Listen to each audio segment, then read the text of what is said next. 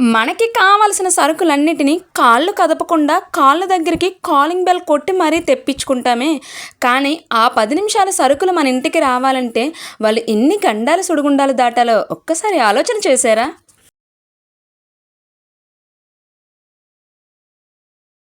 Hi అండి, అందరికీ నమస్తే. నేను మీ అరుణ. అరుణాలక్కి ఛానల్కి స్వాగతం. మొదటిసారి మీరు నా ఛానల్ని చూస్తున్నట్లయితే ముందు పెట్టిన వీడియోస్ని కూడా చూడండి. మీకు నచ్చినట్లయితే లైక్ చేసి సబ్స్క్రైబ్ చేసుకోండి. అలానే ఈ వీడియోని ఎండ్ వరకు చూడండి. మీ ఫ్రెండ్స్ అండ్ ఫ్యామిలీ మెంబర్స్కి ఖచ్చితంగా షేర్ చేయండి.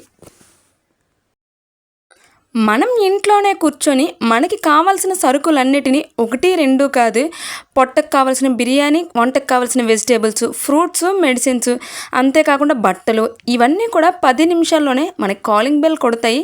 అలా అని వాళ్ళేమంత ఈజీగా వచ్చారండి. వాళ్ళు వచ్చే ఆ 10 నిమిషాలు మన ఇంటికి రావాలంటే సరుకులు ఎన్ని గండాలు సుడిగుండాలు దాటి రావాలో ఒక్కసారైనా ఆలోచించారా? మనం కాళ్ళు కదపకుండా కుర్చీలో కూర్చుంటాము. బట్ వాళ్ళు ఆకలి అన్న పానాలన్న విషయాన్ని కూడా పట్టించుకోకుండా మానేసి మరి సకాలంలో సరుకులు అందిస్తారు. అంతేకాదు, వాళ్ళు వచ్చే విధానం కోసం ఎప్పుడైనా ఒక్కసారైనా ఆలోచన చేశారా? ఒక్కోసారి మన సొంత బండ్లే 2-3 కిక్కిలు ఇచ్చినా కూడా స్టార్ట్ అవ్వవు. అలాంటిది కంటిన్యూస్గా డే అంతా వాళ్ళు బండి మీదే పనిచేస్తారు. అలాంటిది వాళ్ళెంత గట్టిగా కిక్కిస్తే వాళ్ళ బండి స్టార్ట్ అవుతుంది? సర్లే, బండి స్టార్ట్ అవ్వడమే లేటుగా స్టార్ట్ అయ్యింది కదా, ఒక 3-4 మినిట్స్ లేటుగా వస్తే అవుతుందా వాళ్ళకి? అస్సలు కుదరదండి. మనం ఖాళీగా కూర్చున్నాం కదా, కాలింగ్ కొడుతూనే ఉంటాం. ఒక్కసారి కాదు, వాళ్ళకి 3-4 సార్లు ఫోన్ మోగించేస్తూనే ఉంటాం.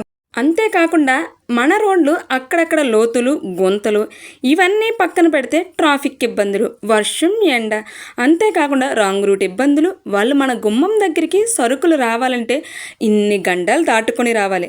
సరే వచ్చారే అనుకుంటే అక్కడ పెట్టేయండి అంటాము. బట్ వాళ్ళు మర్యాదగా మేడం ఆర్ సార్, మీ ఆర్డర్ డెలివరీ అయ్యింది మేడం.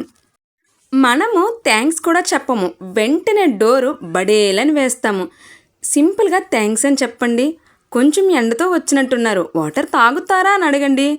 వాళ్ళు పడ్డ ఇబ్బంది అంతా వెంటనే మర్చిపోతారు. పైగా వాళ్ళు మన ఇంటికి వచ్చేటప్పుడు పడ్డ స్ట్రగుల్స్ కూడా మర్చిపోతారు. చాలా చాలా సింపుల్ కదండి. ఒక్కసారి ట్రై చేయండి. ఇప్పుడు నేను చెప్పే సంఘటన నిజంగా మా అపార్ట్మెంట్లోనే జరిగింది. డెలివరీ బాయ్ ఫుడ్ తీసుకొని 1:30కి మ్యాక్స్ ఆ టైంలో వచ్చారు. ఇక్కడ అపార్ట్మెంట్స్ 2 కూడా పక్క పక్కని ఒకేలా ఉంటాయి అన్నమాట. ఆర్డర్ వచ్చేసి ఫ్లాట్ 2కి వెళ్ళాలి, అపార్ట్మెంట్ 2కి వెళ్ళాలి. కానీ అతను తెలియక నెంబర్ 1 అపార్ట్మెంట్కి వచ్చారన్నమాట. అతను వెళ్ళే టైంలో అతని వెంట 2 కుక్కలు వెంటబడ్డాయి. వెంటనే వేరే ఏ పర్సన్ అయినా కూడా చేతిలో ఉన్న కవర్ని విసిరేస్తారు. కానీ అతను కొంచెం ధైర్యంతో కర్ర తీసుకొని భయపెట్టి వెళ్ళారనమాట. కానీ ఆ టైంలో అందరూ చూస్తూ ఉన్నారు. ఆర్డర్ పెట్టిన అతను బయటకు వచ్చారు. పర్లేదండి, ఒకసారి ఇంటికి రండి అని చెప్పేసి లెమన్ వాటర్ ఇచ్చారంట. తాగిన తర్వాత అతను చాలా చాలా హ్యాపీగానే వెళ్ళారండి. అతని కళ్ళలో ఒక స్మైల్ స్పార్కిల్లా కనిపించింది. మ్యాక్సిమం ఆ రోజు అతను కుక్కలు వెంటబడ్డాయన్న విషయం మర్చిపోయి అతను రిసీవింగ్ చేసుకున్న పద్ధతినే గుర్తుపెట్టుకుంటారు. డెలివరీ బాయ్స్ ప్రాబ్లమ్స్ మీద డైరెక్టర్ నందితా దాస్ గారు 2 ఫుడ్ డెలివరీ నేమ్స్ని కలిపేసి జ్విగాటో అనే మూవీ నేమ్ తోటి పెట్టి కపిల్ శర్మ హీరోగా మూవీ తీశారండి. సినిమా ఎండింగ్ వాళ్ళ పట్ల మన అభిప్రాయం మారాలి, అంతేకాకుండా భుజాన్ని బండెడు సరుకుల బరువుతో సంచి వేసుకొని ఎవ్వరూ వచ్చినా వాళ్ళని మంచిగా పలకరించి మంచినీళ్ళ గ్లాస్ ఇవ్వాలి అనే ఒక అభిప్రాయం కోసం మూవీ తీశారు. చాలా బాగా హిట్ అయిందండి. డెలివరీ బాయ్స్గా పనిచేస్తున్న వాళ్ళు చదువుకున్న చదువులకి వాళ్ళు చేసే ఉద్యోగానికి సంబంధమే ఉండదు. అలాంటి వాళ్ళు ఎంతోమంది ఉన్నారండి. ఈ మధ్యకాలంలో యూట్యూబ్లోని, ఇన్స్టాలో కూడా డెలివరీ బాయ్స్ హాఫ్ బిర్యానీ తినేసి హాఫ్ బిర్యానీని ప్యాక్ చేసి ఇచ్చారని చాలా షార్ట్స్లోని, రీల్స్లో కూడా వైరల్ చేశారు. అంతేకాకుండా కాల్ సెంటర్కి ఫోన్ చేసి కూడా మీ వాడు ఆలస్యంగా వచ్చాడు, లేదంటే బిర్యానీ చల్లగా అయిపోయింది, ఇంకా చెప్తారండి చాలా ర్యాష్గా ప్రవర్తించారు, డ్రింక్ చేసి వచ్చాడు అని చెప్పేసి ఆఫర్ ఉందని 2 బాక్సులు ఆర్డర్ పెడితే ఒక్క బాక్సే వచ్చిందండి. ఇలా కూడా కంప్లైంట్స్ చేస్తారు. ఇలాంటి ఎన్ని చేదు అనుభవాలు తగిలినా వాళ్ళు ఉద్యోగం మానేయలేరండి.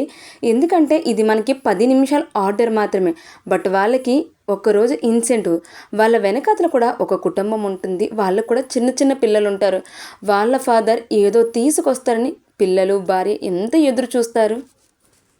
ఒకవేళ ఆలస్యమైతే ఏమైనా ఇబ్బంది జరిగిందా అని అడిగి చూడండి.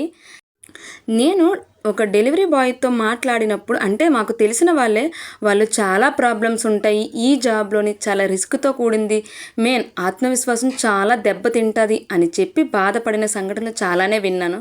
కానీ మీ ఇంటికి ఒకసారి వేరే ఎవరైనా డెలివరీ బాయ్ వచ్చినప్పుడు మీరు రిసీవింగ్ చేసుకోండి, థ్యాంక్ యూ చెప్పండి, కుదిరితే మంచినీళ్ళు ఇవ్వండి, వాళ్ళు చాలా హ్యాపీగా ఫీల్ అవుతారు.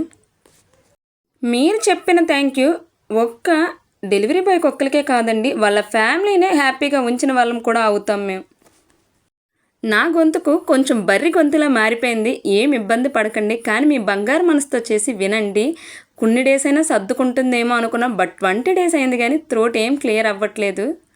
అలానే వీడియోని ఎండ్ వరకు చూసినందుకు థ్యాంక్ యూ సో మచ్ అండి. మీ ఫ్రెండ్స్ అండ్ ఫ్యామిలీ మెంబర్స్కి ఖచ్చితంగా షేర్ చేయండి.